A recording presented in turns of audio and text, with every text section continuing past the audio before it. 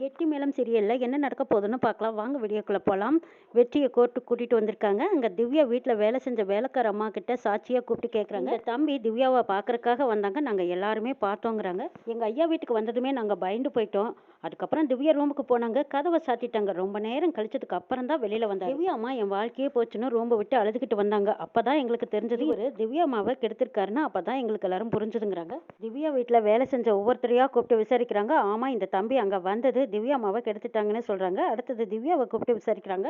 வெற்றி நான் தப்பே பண்ணலன்னு சொல்றாங்க. இங்க பாரு திவ்யா, நீ பொய் சொல்லாத, உண்மையை சொல்லுன்னு கேக்குறாங்க. வெற்றி ஆமா, என்ன கல்யாணம் பண்ணிக்கிறேன்னு சொல்லிட்டு நீ வேறொருத்தி கழுத்துல தாலியை கட்டிட்டு என்ன கெடுத்துட்டியங்கிறாங்க. திவ்யா அநியாயமா நான் கூசாம பொய் பேசாதீங்கிறாங்க. வெற்றி சார், இவன் என் வாழ்க்கையை நாசம் பண்ணிட்டா, எனக்கு நியாயம் வேணும்னு அழுகுறாங்க. திவ்யா வக்கீல் திவ்யாவுக்காகவே வாதாடிட்டு இருக்காங்க. சார், ஆணாதிக்க திமிரில் கட்சியில் இருக்கிறோங்கிற தைரியத்தில் நம்மளை யாருமே கேட்க போகிறதில்ல, நம்ம என்ன வேணாலும் செய்யலான்னு நினச்சி தான் எம்எல்ஏ பொண்ணையே கெடுத்திருக்காரு இவர். இந்த மாதிரி ஒரு குற்றவாளிக்கு கடுமையான தண்டனை கண்டிப்பாக கொடுத்தே ஆகணும், நான் தாழ்மையுடன் கேட்டுக்கிறேன்னு வாதாடுறாங்க. வெற்றிக்காக ஒரு வாய்ப்பு கொடுக்குறாங்க ஜட்ஜு. நீங்கள் செஞ்சது தப்பு இல்லையா, உங்களுக்காக வாதாடுறதுக்கு உங்களுக்கு ஒரு நான் வாய்ப்பு கொடுக்குறேன், உங்களுக்காக வாதாட வக்கீல் இருக்காங்களான்னு கேட்குறாங்க. வெற்றி அமைதியாக நிற்கிறாங்க. எதிர்கட்சி வக்கீல் சொல்கிறாங்க, இந்த மாதிரி பட்ட பகல்லையே போய் ஒரு வீட்டில் ஒரு பொண்ணை கர்ப்பழிச்சிட்டு வந்திருக்காரு, இவருக்காக வாதாடுறதுக்கு எந்த வக்கீல் தான் முன் வருவாங்க சொல்லுங்க சார் பார்க்கலாங்கிறாங்க அந்தம்மா. அவருக்காக வாதாட யாருமே முன் வர மாட்டாங்கன்னு சொல்லிட்டு இருக்கும்போது துளசியும் அஞ்சலியும் போய் பார்த்த ஒரு வக்கீல் வந்திருக்காங்க. சார், இவருக்காக நான் வாதாட வந்திருக்கேன், என்ன அனுமதிக்கணும்னு கேட்குறாங்க. சார், வெற்றிக்கு எதிராக ஜோடிச்சிருக்கிற இந்த வழக்கை நான் வெற்றிக்கு எதிராக சாட்சி சொன்னவங்களை நான் விசாரிக்கணுங்கிறாங்க.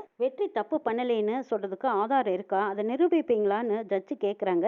சார், அதுக்கு கொஞ்சம் அவகாசம் கொடுங்கன்னு கேட்குறாங்க வக்கீல். எதிர்கட்சி வக்கீல் கேட்டதும் உடனே வழக்கை ஒத்தி வைக்கிறாங்க. அடுத்தது திவ்யா அவங்க வக்கீல் கிட்ட கேட்குறாங்க. அசோசியேஷன்ல எல்லாத்துக்கிட்டையும் சொல்லி வச்சது தானே, ஆனால் இப்போ எப்படி வெற்றிக்காக வாதாடுறதுக்கு இந்த வக்கீல் வந்தாருங்கிறாங்க. அதான் எனக்கும் தெரியல மேடம்ங்கிறாங்க அந்த நபர். மேடம், இந்த ஆளு திமிரு பிடிச்சவர், எல்லாத்துக்கிட்டையும் வம்புக்குனே போவார், ஆனால் இவர் வந்து வெற்றிக்காக வாதாடுவார்னு நான் எதிர்பார்க்கவே இல்லைங்கிறாங்க திவ்யாவோட வக்கீல். அபிராமி வெளியில வந்து திவ்யாவை மருமகளே, ஏமா உன்னை நான் எப்படி எல்லாம் பார்த்துக்கிட்டேன், என் புள்ள மேலே எதுக்குமா இப்படி எல்லாம் பொய் கேஸ் கொடுத்தேன்னு அழுகுறாங்க. இதை பாருங்க, யாருக்கு யார் மருமக, உங்க பையன் பண்ணின தப்புக்கு கண்டிப்பாக நான் தண்டனை வாங்கி கொடுத்தே தீர்வேங்கிறாங்க.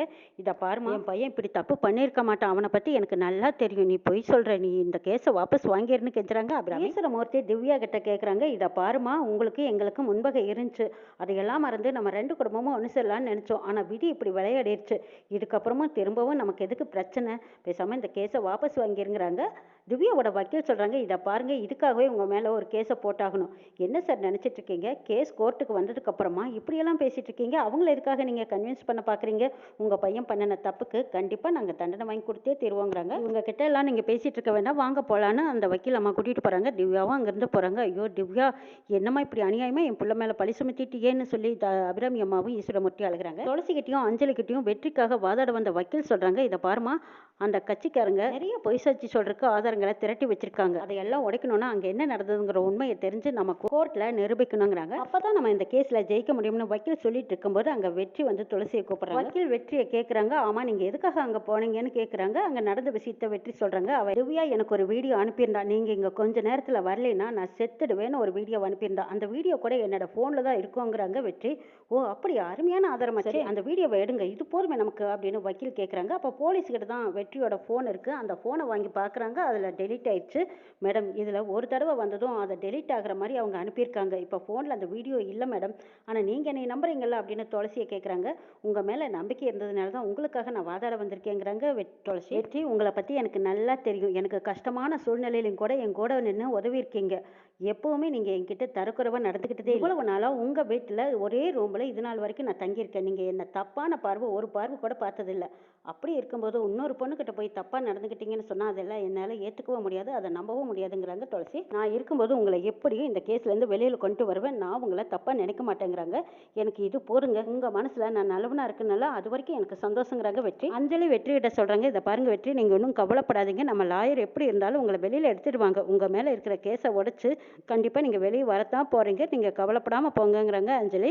முருகனும், ஆமாம் நமக்கு கடவுள் துணை இருக்காரு, நீங்கள் ஒன்றும் பயப்படாதீங்கிறாங்க. அபிராமி வீட்டுக்கு வந்தும் புலம்பிக்கிட்டே இருக்காங்க. என்னைக்கு அந்த அதிர்ஷ்ட கெட்டவ வீட்டுக்குள்ளே காலடி எடுத்து வச்சாலோ அன்னையிலேருந்து நம்ம குடும்பத்தில் இருக்கிற நிம்மதி சந்தோஷம் எல்லாமே போச்சு. நம்ம குடும்பத்தை பார்த்து கையெடுத்து கும்பிடுறவங்க எல்லாரும் இன்னைக்கு நாக்கு மேலே பல்ல போட்டு அசிங்கமாக பேசும்படி பண்ணிட்டாலே இந்த துளசி. என்னோட குமரலை எப்படி நான் இப்படி புலம்பித்தானே கொட்டி தீர்த்துக்கணும்னு அழுகிறாங்க. நீ முதல்ல புலம்புறதை நிறுத்துங்கிறாங்க ஈஸ்வரமூர்த்தி. நான் எப்படிங்க புலம்பாமல் இருக்க முடியும், இந்த அதிர்ஷ்ட கெட்டவ வீட்டுக்குள்ள வந்ததுலேருந்து என் பையனோட நிம்மதி போச்சு. இன்னைக்கு பாருங்க ஜெயிலில் கிடக்குறான். எல்லாம் யாரால? இவளால தானே. இப்பதான் வெற்றிக்குன்னு ஒரு பொறுப்பை கொடுத்தாங்க, அதுக்குள்ள இப்படி ஆயிப்போச்சு. யார் கண்ணு பட்டுச்சோ இப்படி ஆயிப்போச்சு. ஆமா, வெற்றி எப்படி இருக்கான்னு பாட்டி கேட்குறாங்க. எப்படி இருப்பான்? கோர்ட்ல வந்து நின்னா அவன் கையில விலங்க போட்டு இழுத்துக்கிட்டு போறாங்கன்னு சொல்றாங்க ஈஸ்வரமூர்த்தி. இந்த கேஸ் மட்டும் அவனுக்கு எதிராக முடிஞ்சிருச்சுன்னா அப்புறம் நம்மளோட அரசியல் வாழ்க்கையே முடிஞ்சு போச்சுங்கிறாங்க. இதை கேட்டதும் அபிராமி தலைதலையே அடிச்சுக்கிட்டு அழுகுறாங்க. என் புள்ள வெற்றி யாருக்கும் எந்த கெடுதலும் நினைக்க மாட்டான். இன்னைக்கு அந்த அதிர்ஷ்ட கெட்டவ துளசிக்கு தாலியை கட்டுனதுனால அவனுக்கு இவ்வளோ பெரிய தண்டனையா?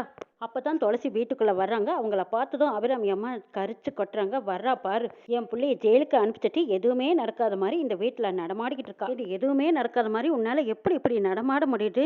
என்னோட சாபம் உன்னை சும்மா விடாது பாரு. ஈஸ்வரமூர்த்தி அவங்க கட்சிக்காரங்களை வர வச்சு இந்த விஷயம் வெளியில தெரியாம பாத்துக்கோங்க, பிரஸ் மீடியாவுக்கெல்லாம் இந்த நியூஸ் போகக்கூடாது, எப்படியோ இந்த கேஸை மூடி மறைக்கிற வழியை பாருங்கன்னு ஈஸ்வரமூர்த்தி சொல்றாங்க. கட்சிக்காரங்களும் சரின்ட்டு போறாங்க. இதை பாரு அபிராமி, நான் இருக்க வரைக்கும் அவனுக்கு எதுவும் ஆகாது. அவனுக்கு எப்படியாவது நிரபராதின்னு நிரூபிச்சு நான் வெளியில கொண்டு வர, அது என்னோட பொறுப்புங்கிறாங்க ஈஸ்வரமூர்த்தி. ஆமாங்க, வெற்றி மட்டும் ஜெயிலுக்கு போயிட்டேன்னா நான் உயிரோடவே இருக்க மாட்டேன்னு அழுகுறாங்க அபிராமி. எல்லாரும் அமைதியா இருக்காங்களே, ஏதாவது ஒரு கலவரம் பண்ணணும்னு நினைச்சிட்டு மீனாட்சி துளசியை பார்க்க வராங்க. இதை பார் துளசி, வெற்றியை பத்தி நான் கேள்விப்பட்ட வரைக்கும் அவன் சின்ன வயசுலேருந்தே இப்படி தானாமே. அவன் ஒரு சாதாரண ஆள்னு எடை போட்டுறாது. அவன் ரொம்ப மோசமான ஆள், தப்பான ஆள். அவன் எது மேலேயாவது ஆசைப்பட்டுட்டானோ அதை அடைஞ்சே தீர்வானோ. அப்படித்தான் திவ்யா மேல ஆசைப்பட்டிருக்கான். திவ்யாவை கல்யாணம் பண்ணிக்கிறேன்னு சொல்லிட்டு உன் மேல ஆசைப்பட்டு உன் கழுத்துல தாலியை கட்டியிருக்காரு. ஆனா பாரு, திவ்யாவை போய் கெடுத்திருக்காரு. எனக்கு ஒரு யோசனை தோணுது. உன் தம்பி தீபாவை கல்யாணம் பண்ணிக்கிட்டார்ல, கேசவன் தீபாவை கல்யாணம் பண்ணிக்கிட்டதுனால அவங்கள பழி வாங்குறதுக்கு தான் உன் கழுத்துல தாலியை கட்டி இப்படி எல்லாம் பண்ணுவார் போல இருக்குங்கிறாங்க மீனாட்சி. சரிங்க, உங்களுக்கு வெற்றி மேல இன்னும் வேற என்னெல்லாம் தோணுதுன்னு கேக்குறாங்க துளசி. துளசி, திவ்யா மேலேயும் ஆசைப்பட்டு உன் மேலேயும் ஆசைப்பட்டிருப்பார் போல இருக்கு. ரெண்டு பேர்த்தையும் ஒரே வீட்டுல வச்சு அவர் வாழலான்னு நினைச்சிருக்காரு. அதனாலதான் அவளை கெடுத்துட்டு உங்க கழுத்துல தாலியை கட்டியிருக்காருங்கிறாங்க. அரசியல்வாதிகளோட வாழ்க்கையெல்லாம் இதெல்லாம் ஒரு சாதாரண விஷயம், என்ன பண்றது, நீ தான் பாவங்கிறாங்க மீனாட்சி.